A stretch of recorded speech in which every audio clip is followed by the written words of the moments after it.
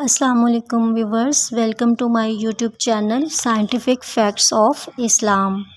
Viewers, انسانی نیند رب کائنات کی بہت بڑی نعمت ہے۔ اگر انسان کی نیند پوری نہ ہو تو انسان کی سوچنے سمجھنے کی صلاحیت بہت متاثر ہوتی ہے۔ انسانی دماغ کو قوت ایک اچھی اور مکمل نیند سے ہی ملتی ہے، اور نیند کی کمی کی وجہ سے انسان کی مینٹلی اور فزیکلی ہیلتھ بہت متاثر ہوتی ہے۔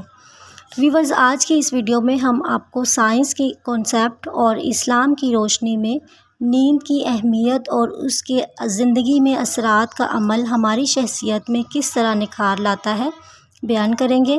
ویورز، آپ جانتے ہیں کہ اسلام میں نیند کے بارے میں یہ کہا گیا ہے کہ رات کو جلدی سو جائیں اور صبح جلدی اٹھ جائیں، اور یہ ہمارے حضور اکرم صلی اللہ علیہ وآلہ وسلم کا فرمان بھی ہے اور حدیث بھی ہے۔ یعنی انسان کو عشاء کے بعد سو جانا چاہیے اور صبح فجر کے وقت اٹھ جانا چاہیے۔ اس بارے میں قرآن پاک میں یوں ارشاد بیان کیا گیا ہے، اور ہم نے تمہاری نیند کو آرام کا سبب بنایا۔ اگر ہم اس چیز کو سائنس کی روشنی میں دیکھیں تو پتہ چلتا ہے کہ رات کو سوتے وقت انسان کے پائنل گلینڈ سے ایک ہارمون نکلتا ہے جس کو میلاٹونن کہتے ہیں۔ یہ ہارمون انسان کے اندر 40 سال کی عمر تک ایک خاص مقدار میں بن رہا ہوتا ہے۔ 40 سال سے 50 سال کی عمر تک اس ہارمون کی مقدار کم ہو جاتی ہے، یعنی کہ اس کا اخراج آہستہ آہستہ 50 سال تک کم ہو جاتا ہے۔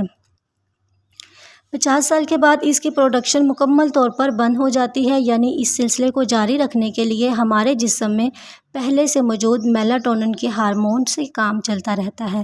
یعنی اس ہارمون کا بیسیکلی مقصد نیند میں مدد دینا ہوتا ہے، اور اس لحاظ سے اگر دیکھا جائے تو یہ ہارمون کے بننے کا وقت رات 9 بجے سے رات 12 بجے تک ہوتا ہے۔